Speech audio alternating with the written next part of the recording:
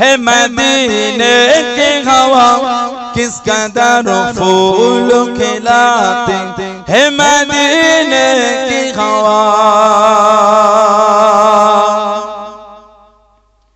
किस कदर फूल खिलाती है मदीने की हवा किस कदर फूल खिलाती है मदीने की हवा दिल को गुलजार बनाती है मदीने की हवा दिल को गुलजार बनाती है मदीने की हवा मदीने की हवा मदीने की हवा मदीने की हवा किस कदर फूल खिलाती है मदीने की हवा किस कदर फूल खिलाती है मदीने की हवा दिल को अल्लाह से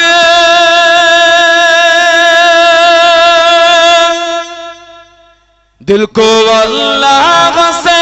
काफिर नहीं होने देते दिल को अल्लाह से काफिर नहीं होने देते याद काबे की दिलाती है मदीने की हवा याद काबे की दिलाती है मदीने की हवा मदीने की हवा मदीने की हवा मदीने की हवा किस कदर फूल खिलाती है मदीने की हवा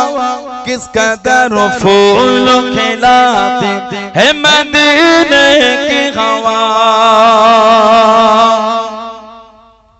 दिल को अल्लाह से दिल को अल्लाह से जोड़ती है मदीना की हवा दिल को अल्लाह से जोड़ती है मदीना की हवा उनके घर से उनके दर से उनके घर से उनके दर से है मिलाती है मदीने की हवा उनके घर से उनके दर से है मिलाती है मदीने की हवा मदीने की हवा मदीने की हवा मदीने की हवा किस कदर फूल खिलाती है मदीने की हवा किस कदर फूल खिलाती है मदीने की हवा अल्लाहुम्मा सल्ली अला मौलाना मुहम्मद व अला आले सय्यदना আমার ভাইরা বাপজানেরা ছেলেরা যুবকেরা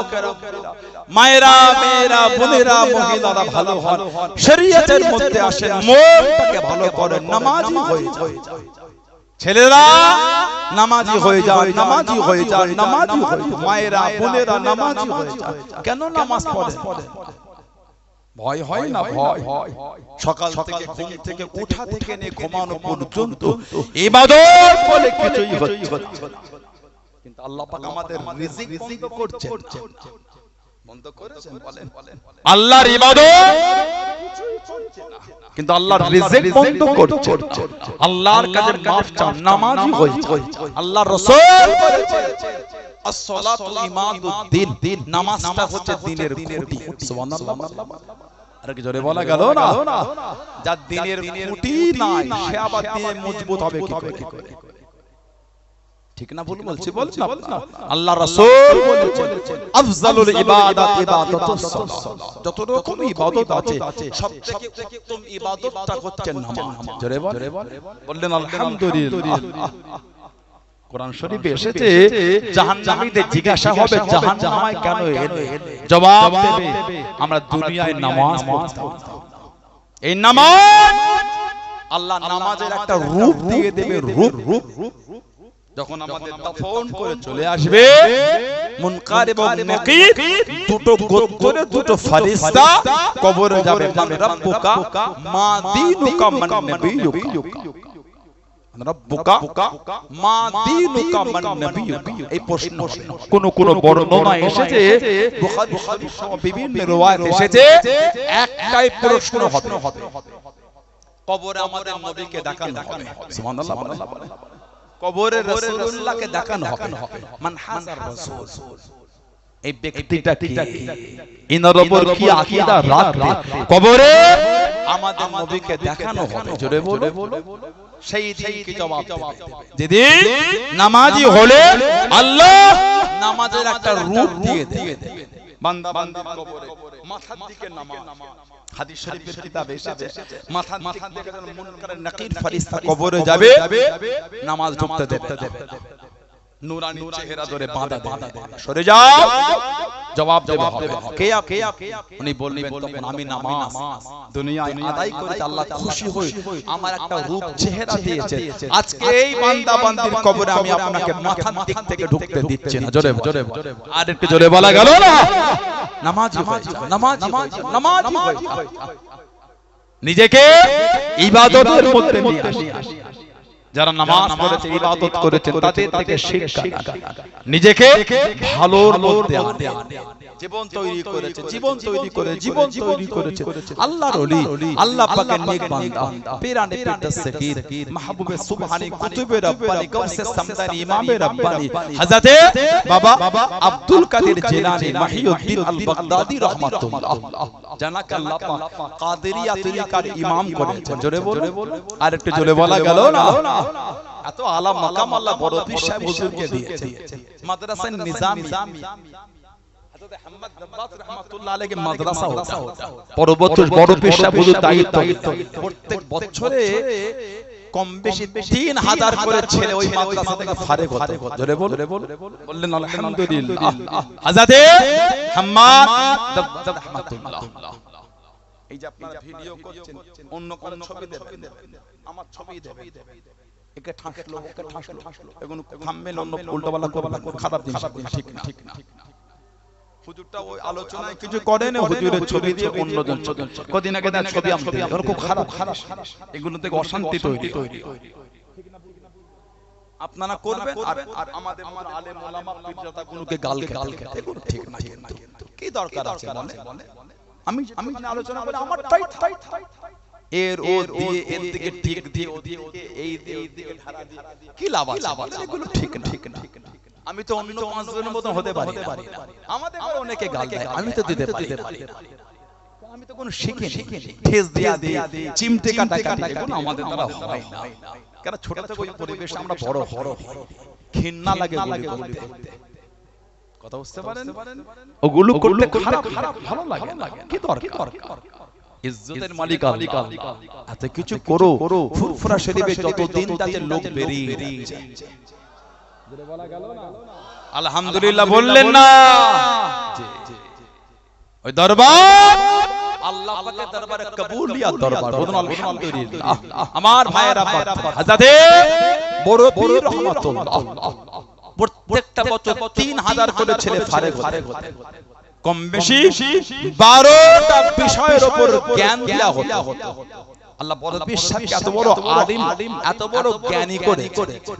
হুজুর ওয়াজ করতে শের বলতেন না, সেই গজল বলতেন,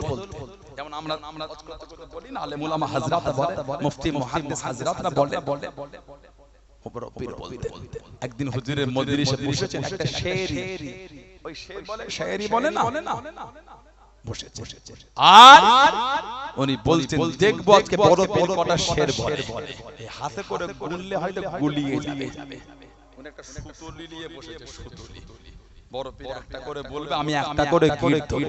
লাস্টে গুনবো কটা হচ্ছে। বড় পীর বসে বসে শের বলে,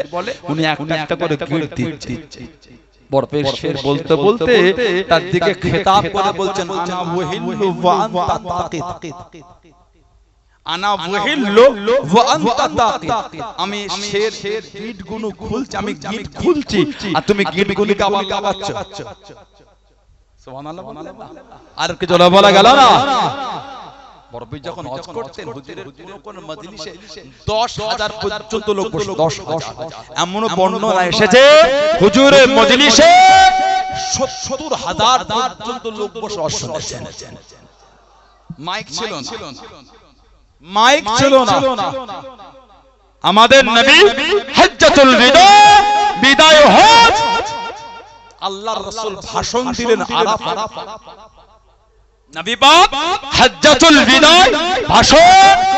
কম বেশি 1,25,000 সাহাবা, আল্লাহ সব সাহাবাদের কাছে আওয়াজ পৌঁছে যাচ্ছে। জোরে বল। আর নবীর গোলাম, নবীর গোলাম রাসূলে আযম নবী পাকের খাতির আল্লাহ উনাকে এত আলা ইজ্জত দিলেন, 70,000 পর্যন্ত লোক প্রথমে হুজুরের ওয়াজ বিনা মাইকে ততদূর শুনতেন, সবথেকে পেছনে যিনি বসতেন তিনিও ততদূর শুনতে পেতেন। জোরে বল। হুজুরের উপর কিতাবে লিখেছেন, একটা কিতাব আছে হযরতে আল্লামা ইমাম শামসুদ্দিন জাহাবী রাহমাতুল্লাহ, হাদিসের বড় ইমাম শামসুদ্দিন জাহাবী রাহমাতুল্লাহ কিতাবে হযরতে আল্লামা ইবনে হাজার আসকালানি রাহমাতুল্লাহ তিনিও কিতাবে জিকির করেছেন। বড় পীর রাহমাতুল্লাহ এত বড় জ্ঞানী, এত বড় শিক্ষিত, কোরআন শরীফের একটা আয়াত বলতেন 40 রকম ভাবে খালি তার তাফসীর করতেন। জোরে বলা গেল না? কোরআন শরীফের একটা আয়াত বলে 40 রকম ব্যাখ্যা হতো। বর্তমান গোটা পৃথিবী নিয়ে বলি, গোটা পৃথিবী যত বড় বড় উলামা হোক, একটা আয়াত শরীফের খুব বেশি হলে 10-12 রকম তাফসীর, 15 রকমের বেশি করতে পারে গোটা পৃথিবী। তাই ময়দান কেঁপে যাচ্ছে। আর হুজুর একটা আয়াতে 40 রকম তাফসীর। হুজুরের মজলিসে আল্লামা জাওজি, আল্লামা ইবনে জাওজি উনি বড় পীরের মজলিসে এসে বসে থাকতেন। বড় পীর যখন তাফসীর করতেন আল্লামা জাওজি উনি বড় আলেম, পাশ থেকে সাগি বলতেন এই ইবনে জাওজি এর জানেন? উনি বলেন এটা জানেন? উনি বলেন বড় পীর সাহেব 11টা তাফসীর করেছে, 11 রকম, 11টা পর্যন্ত বলতে হ্যাঁ 11 রকম থেকে যে তাফসীর হচ্ছে 40 পর্যন্ত, মানে কম বেশি 29টা তাফসীর। উনি বলে 29 তাফসীরে আমার কোনো জ্ঞান নেই, প্রথমের 11টা ছাড়া 29টা তাফসীর আমি বলতে পারবো না। বড় পীরকে আল্লাহ এত বড় আলাদা দরজার আলেম করেছিলেন। জোরে বলো। আর জোরে বলা গেল না? আল্লাহ পাকের ওলি ও জমাকে পেরানে ফিদাস থেকে রাসূল আযম হযরত মুরব্বি রাহমাতুল্লাহ আলাইহি হুজুর আমার মজলিসে বসে গেলেন। হুজুর আমার ওয়াজ করতে লাগলেন। একজন আরবি গ্রামারের বড় পণ্ডিত, একজন নাহর বড় শিক্ষিত ব্যক্তি, লোকের মুখে চর্চা শুনে দেয় আল্লাহর ওলি পেরানে ফিদাস থেকে রাসূল আযম হযরত মুরব্বি রাহমাতুল্লাহ আলাইহি হুজুর ওয়াজ করতে করতে আরবি গ্রামারের কায়দা বলতে, আরবি গ্রামারের কায়দা শেখাতে। ও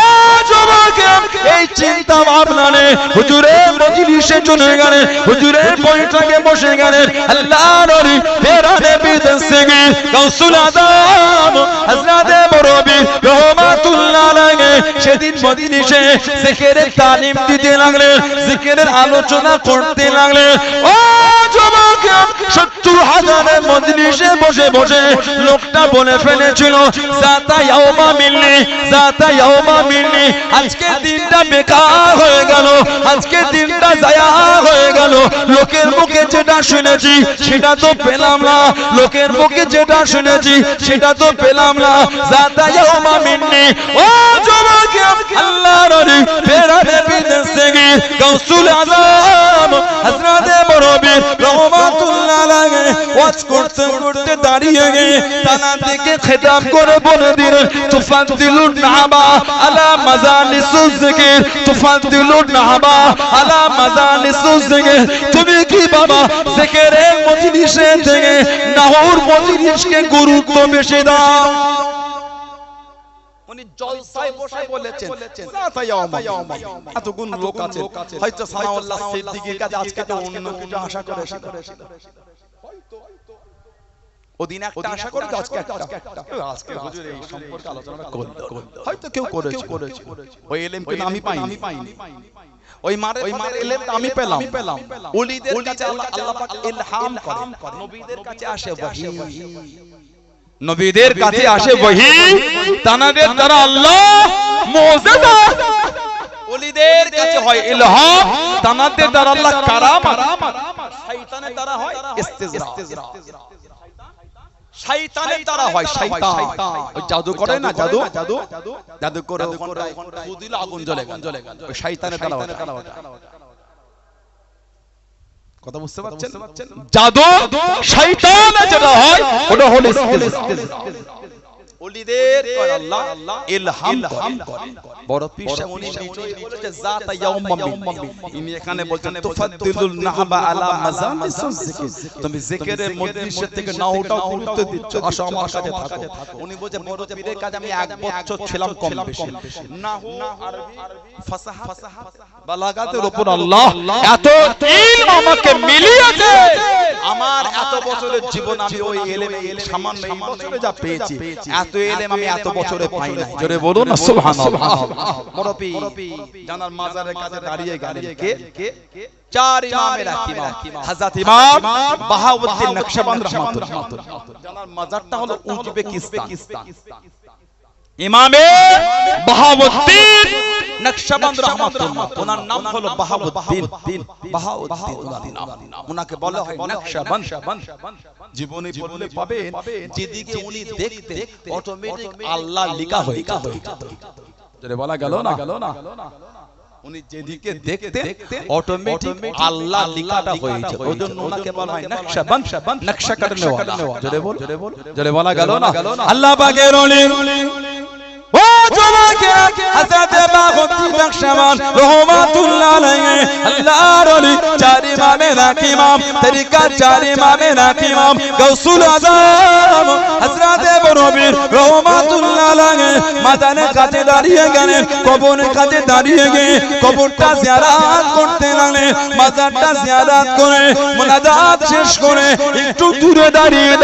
বড় পীরের প্রশংসা করেন বড় পীরের তারিফ করেন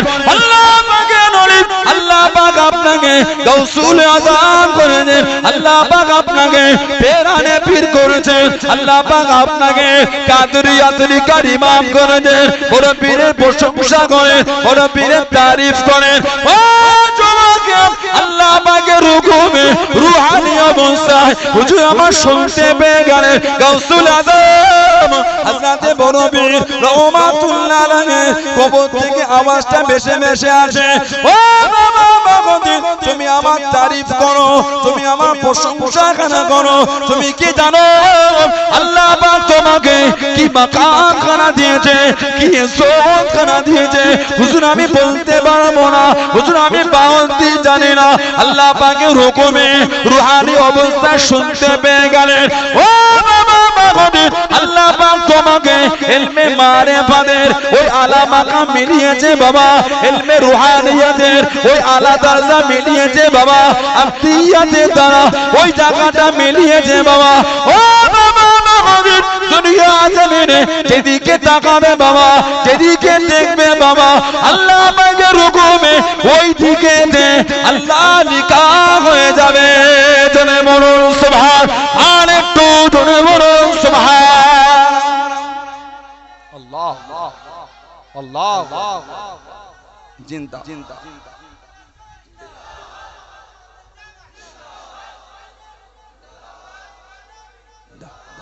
আল্লাহ বলুন আলহামদুলিল্লাহ আশিকে রাসূল নায়েবে নবী ছিলেন ছোট হুজুর জুলফিল আলী সিদ্দিকী দাদুজান ছোট হুজুর বলুন আলহামদুলিল্লাহ কি জীবন তৈরি করেছে নবী পাকের দিদার না পেলে বসে কাঁদতেন আর পড়তেন কেন রফিক দাও না যাকাত কি কসুর করেছি বলো সুবহানাল্লাহ কেন রফি দাও না দেখা কি কসুর করেছি আমি তোমারই ওই ইশকের মালা গলে দিয়া সল্লু আলা তোমারই ওই ইশকে এমনি জ্বালা কি কবু মদিনা ওয়ালা বলো সুবহানাল্লাহ আল্লাহ পাকের হুকুম নবী পাকের জিয়ারতটা নসিব হয়ে যেত জোরে বলে সুবহানাল্লাহ হযরত বড় পীর রহমাতুল্লাহ গাউসুল আযম হযরত আব্দুল কাদের জিলানী আল বাগদাদি রাহমাতুল্লাহ হুজুরের একটা জীবনের কিতাব আছে বাহজাতুল আসরার বাহজাতুল আসরার বলে হুজুরের জীবনী এত বড় আলেম ওয়াজ করতেন এত বড় আলেম ওয়াজ করতেন হযরত বড় পীর রহমাতুল্লাহ এত বড় আলেম এত জ্ঞানী করে বাগদাদের মসজিদে বসে সামান্য কিছু লোক হুজুরের কথায় বা হুজুরকে দেখে প্রাধান্যই দিচ্ছে না একে অপরের সাথে গল্প মনটা একটু খারাপ হয়ে গেল হযরত বড় পীর রহমাতুল্লাহ মনটা খারাপ হয়ে আল্লাহ পাকের ওলি ও জমাকে পেরানে বিদেশ থেকে গাউসুল আযম হযরত বড় পীর রহমাতুল্লাহ আলাইহি চোখটা বন্ধ করে নিয়ে আল্লাহ পাকের হুকুমে দুনিয়া বাদশা হাবিবুল্লাহকে জনাবে মুহাম্মদুর রাসূলুল্লাহ সাল্লাল্লাহু আলাইহি ওয়াসাল্লাম আল্লাহ নবীর সঙ্গে দিদারটা নসিব হয়ে গেল আল্লাহ নবীর সঙ্গে লেখাটা নসিব হয়ে গেল আল্লাহ নবী জানিয়ে দিন আল্লাহ নবী জিজ্ঞাসা করেন ও বাবা আব্দুল কাদের এত বড় আলেম হয়েছো বাবা এত বড় জ্ঞানী হয়েছো বাবা ওয়াজ কেন করো না নসিহত কেন করো না ইয়া রাসূলুল্লাহ হাবিবাল্লাহ ইয়া রাসূলুল্লাহ হাবিবাল্লাহ আল্লাহ পাকের নবী সাল্লাল্লাহু আলাইহি ওয়াসাল্লাম হুজুর প্যার তুমি maaf করুন গুস্তাখিটা ক্ষমা করুন এরা আমার কথা মানে না এরা আমার কথায় গুরুত্ব দেয় না আল্লাহ নবী জানিয়ে দিয়ে আল্লাহ নবী শুনিয়ে দিয়ে ও বাবা আব্দুল কাদের কালটাকে ক্ষমা করো আল্লাহ নবী কালটাকে হা করে নিয়ে আল্লাহ নবী নূরের মুখের ভিতর থেকে সাতবার লালা শরীফ খানা দিয়ে দিলেন জোরে বলুন সুবহান আর একটু জোরে বলুন সুবহান কিছুক্ষণ পরে চোখটা করে দেখতে পেলেন গোটা মসজিদ ভরে গেছে আর কেউ কথা বলে না সবাই হুজুরের দিকে তাকিয়ে আছে ও যুবক আবার চোখ বন্ধ করে আল্লাহ পাকের হুকুমে আল্লাহ রাসূলের জামাতা আল্লাহ রাসূলের সাহাবী ইসলাম দানের চতুর্থ নম্বর খলিফা হযরত আলী রাদিয়াল্লাহু তাআলা আনহুর সঙ্গে দিদারটা নসিব হয়ে গেল ছেলে খোদা জিজ্ঞাসা করে ও বাবা আব্দুল কাদের এত বড় আলেম হয়ে গেলে বাবা এত বড় জ্ঞানী হয়েছো ও জিজ্ঞাসা করো না নসিহত করো না হুজুরেরা আমার কথা শোনে না হুজুরেরা আমার কথা মানে না আল্লাহ রাসূলের জামাতা ইসলাম দানের চতুর্থ নম্বর খলিফা হযরত আলী রাদিয়াল্লাহু তাআলা আনহু হুজুর আমার জানিয়ে দিয়ে হুজুর আমার শরিয়ে দিয়ে ও বাবা আব্দুল কাদের কালটাকে হা করো হুজুর কালটাকে হা করলেন হযরত আলী রাদিয়াল্লাহু তাআলা আনহু মুখের ভিতর থেকে ছবার লালা শরীফ খানা দিয়ে দিলেন জোরে বলুন সুবহান আর একটু জোরে বলুন সুবহান আল্লাহ নবী পেরানে বিদেশ থেকে গাউসুল আযম হযরত বড় পীর রহমাতুল্লাহ জানিয়ে দিলেন ও রাসূলুল্লাহ জামাতা হুজুর প্যার দিয়ে maaf করুন আল্লাহ নবী সাতবার দিলেন আপনি কেন ছবার দিলেন একবার কেন কম দিলেন একবার কেন কম দিয়ে আল্লাহ রাসূলের জামাতা ইসলাম দানের চতুর্থ নম্বর খলিফা মাওলা আলী রাদিয়াল্লাহু তাআলা হুজুর আমার জানিয়ে দিন হুজুর আমার শুনিয়ে দিন ও বাবা আব্দুল কাদের আল্লাহ নবী সাতবার দিয়েছেন আমিও যদি সাতবার দিয়ে দিই আদবের খেলাফ হবে ওই জন্য আমি একবার কম দিলাম জোরে বলুন সুবহান আর একটু জোরে বলুন সুবহান বাহজাতুল আসরার বড় পীরের জীবনী কি ওই যে বড় পীর ওয়াজ শুরু করেছে এমন ওয়াজ বাগদাদের মসজিদ ভরে রাস্তাও জাম হয়ে গেছে জোরে বল এবার হুজুরকে বলে হুজুর ওয়াজ বন্ধ করে হুজুর ওয়াজ বন্ধ করে দেন কেন বাবা হুজুর আপনি এমন ওয়াজ করছেন বাগদাদের শহর জাম হয়ে গেছে জোরে বলে আর একটু জোরে বলা গেল না তানাদের জীবনে আমি কদিন আগে কাইয়ুমে জামান আলা হযরত বড় দাদাজান আব্দুল হাই সিদ্দিকী রাহমাতুল্লাহ তানার জীবনী দাদা হুজুর জানার সম্বন্ধে বলতেন ইনি আমার কাবা শরীফের গিলাফ ধরে দোয়া চাওয়া জোরে বল দাদা হুজুরের মোট আওলাদ কটা জানেন আপনারা ছেলে মেয়ে কটা মোট কটা মোট 38 কটা বলে দাদা হুজুরের মোট আওলাদ 38টা আল্লামা হিন্দ আল্লামা রুহুল আমিন রাহমাতুল্লাহ দাদা পীরের জীবনী কিতাব লিখেছেন ওই কিতাবটা খুলে পড়ে দেখবেন আল্লামা হিন্দ আল্লামা রুহুল আমিন রাহমাতুল্লাহ দাদা পীরের জীবনী ওই কিতাবগুলো দেখুন দাদা হুজুর পাচ্ছেন ইন্তেকাল যখন হচ্ছে তখন 5 জন ছেলে আর 5 জন মেয়ে বাকি সব ইন্তেকাল হয় বড় আওলাদ কাইয়ুমে জামান বড় হুজুর রাহমাতুল্লাহ আব্দুল্লাহ সিদ্দিকী হুজুর রাহমাতুল্লাহ দাদা হুজুর বলতেন আমার বড় ছেলে আসমানি ওয়াজ করে আসমানি ওয়াজ জোরে বলবেন বড় হুজুরকে বলতেন কাইয়ুমে জামান হুজুর রাহমাতুল্লাহ প্রথমে হজে গেলেন 1310 বেশি 47 বছর বয়স দাদা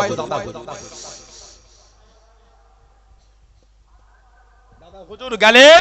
প্রথম হজে 1310 কম বেশি 47 বছর বয়স এই যে হজে গেলেন তার আগে তখন 40 বছর বয়স কম 40টা বছর বয়স 40 বছর পর্যন্ত এই জায়গায় এলেম অর্জন করলেন 18 বছর তৎকালীন যুগে মানে পুষ্পাপ্য কিতাব যেগুলি পাওয়াটা অসম্ভব সেই কিতাবগুলিকে সংগ্রহ করে দাদা হুজুর 18 বছর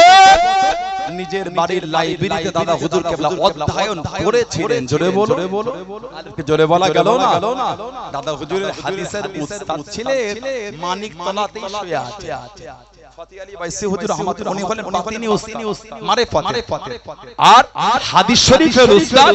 মানিকতলা হুজুরের দরবারে ঢুকে ওই ডান দিকে মাজার আছে হযরত হাফেজ জামালউদ্দিন আহমদ মুঙ্গেরি রাহমাতুল্লাহ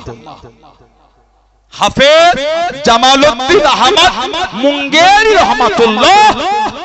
উনি হলেন দাদা হুজুরের হাদিসের উস্তাদ তাফসীরের উস্তাদ উনি হাদিসের উস্তাদ জোরে বলবেন 23-24 বছরে দাদা হুজুর বিদগ্ধ পণ্ডিত হয়ে গেছে বলুন আলহামদুলিল্লাহ দাদা হুজুরের আওলাদ বড় হুজুর কিবলা প্রথম হজে গেলেন 47 বছর কম বেশি এই যাবার আগে যখন 40 বছর আল্লাহ পাকের ওলি ও জওয়াকে ও আমার মুরব্বি বাজান মায়েরা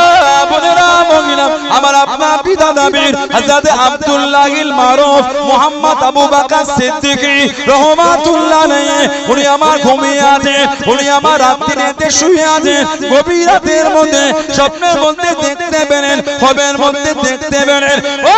জওয়াকে একটা উঁচু জায়গাতে যেন দুনিয়া বাদশা হাবিবুল্লাহকে জনাবে মুহাম্মদ রাসূলুল্লাহ সাল্লাল্লাহু আলাইহি ওয়াসাল্লাম আল্লাহ নবী তশরীফ করার গেলেন আল্লাহ নবী ডাক দিয়ে আল্লাহ নবী ডেকে নিলেন ও আসসালামু সিদ্দিক আকবরের আওলাদ আমি নবী আমার সামনে চলে আসো আমি নবী আমার কাছে চলে আসো আল্লাহ নবী আমার আপনার দাদা বীর দুনিয়া বাদশা সরকারে দু আলম হাবিব মুস্তাফা শাহিন শাহে দো জাহান সাল্লাল্লাহু আলাইহি ওয়াসাল্লাম আল্লাহ নবীর কাছে দাঁড়িয়ে গেলেন আল্লাহ নবীর সামনে চলে গেলেন আল্লাহ নবী জানিয়ে দিয়ে আল্লাহ নবী শুনিয়ে দিয়ে ও মুসলমান সিদ্দিক আকবর আমি নবী আরো কাছে চলে আসো আরো কাছে চলে গেলেন আল্লাহ নবী মুচকে কিছু জানিয়ে দিয়ে ও আমার সালে উম্মত ও আমার সিদ্দিক আকবরের আওলাদ আমি নবী নিজে হাতে করে খেলাতে আবাই আমি রাসূলুল্লাহ তোমাকে নিজে হাতে করে তোমার বংশীয় সম্মানীয় জামাখানা আমি নবী নিজে হাতে পরিয়ে দিলাম জোরে বলুন সুবহান আর একটু জোরে বলুন সুবহান ও জোরে আল্লাহ নবী জানিয়ে দিন, আল্লাহ নবী শুনিয়ে দিন। ও মুসলিম উম্মত সিদ্দিক আকবর আওলাদ, আমি রাসূলুল্লাহ জানিয়ে দিলাম, আমি রাসূলুল্লাহ জানিয়ে দিলাম, এই জামানায় আমার উম্মতের মধ্যে সবথেকে বেশি আল্লাহ রাব্বুল আলামিন তোমার দ্বারা খিদমত করিয়ে নেবেন। জোরে বলুন সুবহান, আর একটু জোরে বলুন সুবহান। আল্লাহ আল্লাহু আকবার, জিন্দাবাদ আল্লাহ আল্লাহ বলুন আলহামদুলিল্লাহ, জোরে হলো না। এই জামানায় আমার উম্মতের মধ্যে তোমার দ্বারা আল্লাহ সবথেকে বেশি দ্বীনের খিদমত করাবে। নবী পাক স্বপ্নে বংশীয় সম্মানীয় জামা খিলাতে আবাই আমাদের নবী সাল্লাল্লাহু আলাইহি ওয়াসাল্লাম নিজে হাতে পরিয়ে দিলেন। জোরে বলুন, আরেকটু জোরে বলা গেল না। আল্লামা হিন্দ আল্লামা আমির রহমাতুল্লাহ দাদা পীরের বিস্তারিত জীবনী লিখেছেন না লেখেন? খুলে পড়ে দেখে আল্লামা রুহুল আমিন হুজুর লিখেছেন, আল্লাহ রাসূল বলেছেন, মান কাযাবা আলাইয়া মুতাআম্মিদান ফালইয়াতাবাওয়া মাকআদাহু মিনাহ। আমি নবী যে আমাকে মিথ্যা বলবে সেজন্য নিজের জায়গা নিজের জাহান্নাম ঠিক করলো। বলুন নাউযুবিল্লাহ। আপনাদের মনে হয় দাদা হুজুর জাহান্নামী? আপনাদের মনে হয় আল্লামা রুহুল আমিন সাহেব জাহান্নামী? নাউযুবিল্লাহ বলে, নাউযুবিল্লাহ বলে। যাত্রার ভিডিও থেকে এলোমেলো করবে। আপনি মানে ভালোবাসার জায়গায় মজবুত। আমি আপনার শত্রু নয়, আপনার পীরের আওলাদ। ঠিক না ভুল বলছি? এটাকে দেখে আপনাদের শত্রু মনে হয়। ভুল যদি আমার হয়, একবার নয় 100 বার নয় 1000 বার আমাকে বলে, ভাইজান কি বাবাজি এটা ভুল হয়ে বলে সংশোধন হয়ে যাবে। যদি আমাকে বলার পরও যদি সংশোধন না হয়, তখন আপনি যে ভাইটাকে বললাম, বাবাজিটাকে বললাম, মানলো না, বলে না। কিন্তু আপনি দুর্নাম বদনাম গাল এটা ওটা বাস জাবান ইউটিউবের কমেন্ট, ফেসবুকের কমেন্টে পারলেন এগুলি। আমি যদি ওই কাজে না আল্লাহর আদালতে হিসাব কিন্তু হবে। বুখারী শরীফ আর মুসলিম শরীফ একটা হাদিস আছে, মুত্তাফাকুন আলাইহি। আল্লাহ রাসূল বলেছেন, সিবাবুল মুসলিম ফুসুক, মুসলমানকে গালি দিয়ে আল্লাহ হচ্ছে ফাসিক। মুসলমানকে গালি দিয়া বলে কি ফাসিক, গালি দিচ্ছে। কিছু ছেলে এত সুন্দর ভাষা লেখে, আমার তো মনে হয় ওগুলোকে প্রিন্ট আউট করে বার করে কাঁচ দিয়ে ফ্রেম করে বাঁধিয়ে ঘরের গেটে ঝুলিয়ে দিয়ে ঢুকতে দেখবো বার হতে। অমুক জেলার অমুক গ্রামের অমুক ছেলেটা এই সার্টিফিকেট আমাকে দিয়েছে। এগুলো ঠিক না, কষ্ট লাগে। ঠিক না ভুল বলছি? আমি যদি খারাপ দূরে চলে যান, আমি যদি বাজে হয় সরে যান, গাল দিচ্ছেন।